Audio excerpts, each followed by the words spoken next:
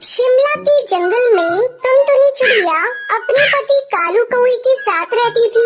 कालू कौवे ने टुनटुनी से प्रेम विवाह के चलते उनके घर वालों ने अपने घर से निकाल चुके थे। अब हम लोग कहाँ जाएंगे जी? हमारे घर वालों ने तो हमें घर से बाहर निकाल दिया।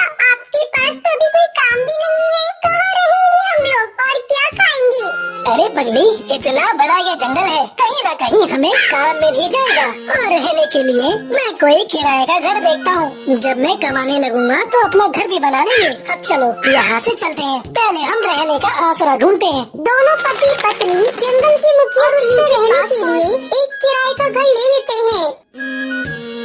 चलो अब रहने का इंतजाम हो गया, मैं घर को सजाती हूँ। तुम जाकर कहीं काम ढूंढो और आते समय राशन लेते आना।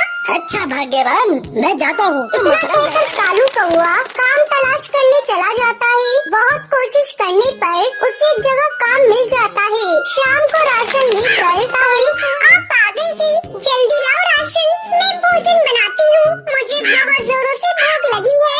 टुनटुनी भोजन बनाती है और दोनों खाना खाते हैं। रात को सोते समय टुनटुनी कालू से कहती है, आपको तो काम मिल गया, अब तो आप रोज काम पर चले जाएंगे। मैं सोच रही हूँ क्यों ना मैं भी आपके साथ काम करूँ, इससे घर में दोगुनी आमदनी होगी और जब ज्यादा आमदनी होगी तो हमारा घर भी जल्दी बन जाएगा। तो ठीक है टुनटुनी, कल से तुम भी मेरे साथ काम पर चलो। अगले दिन से टुनटुनी और कालू दोनों साथ में काम पर जाने लगे। इस तरह 2 महीने गुजर गए। सब कुछ अच्छा चल रहा था। सुनो जी, मैं माँ बनने वाली हूँ। अब मैं आपके साथ काम पर नहीं जा सकूंगी, मुझे अब आराम की जरूरत है। टुनटुनी की ये बात सुनकर कालू कौवा खुश हो जाता है और अकेले ही काम पर चला जाता है।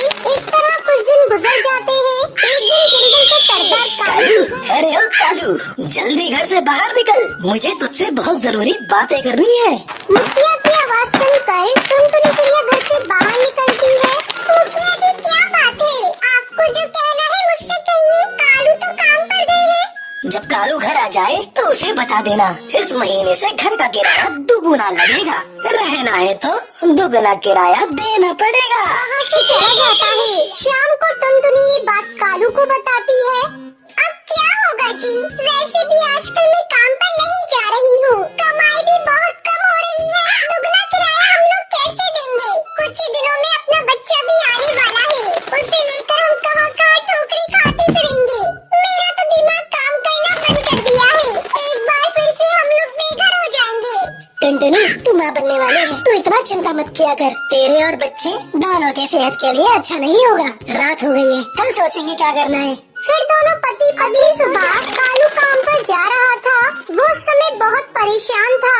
उसे कुछ समझ में नहीं आ रहा था कि अब वो अपनी पत्नी को लेकर कहाँ जाएगा। इसी परेशानी में कालू कौवा अपना रास्ता भटक जाता है और एक पुरानी रेल की पटरियों के पास आ जाता है। अरे ये क्या, मैं तो अपना रास्ता भटक गया, थोड़ी देर आराम कर लेता हूँ। ऐसा सोचकर कालू कौवा एक पुरानी खंडर पड़ी रेल के डिब्बे के अंदर जाकर बैठ जाता है। उस रेल के डिब्बे की हालत खराब होने के कारण वो अब इंसानों के इस्तेमाल में नहीं थी। अरे ये रेल डब्बा तो बहुत पुराना है और बिल्कुल खाली पड़ा है। क्यों ना हम लोग इसी में अपना घर बना कर रहे। मैं भी जाकर कालू कौवा वहाँ से खुशी खुशी चला जाता है। शाम को जब वो घर लौटता है तो टुनटुनी को रेल के डिब्बे वाली बात बताता है। अगले दिन वो टुनटुनी और अपने सामान को लेकर उस डिब्बे के पास आता है। फिर दोनों पति पत्नी उस रेल के डिब्बे में घर बनाकर रहने लगते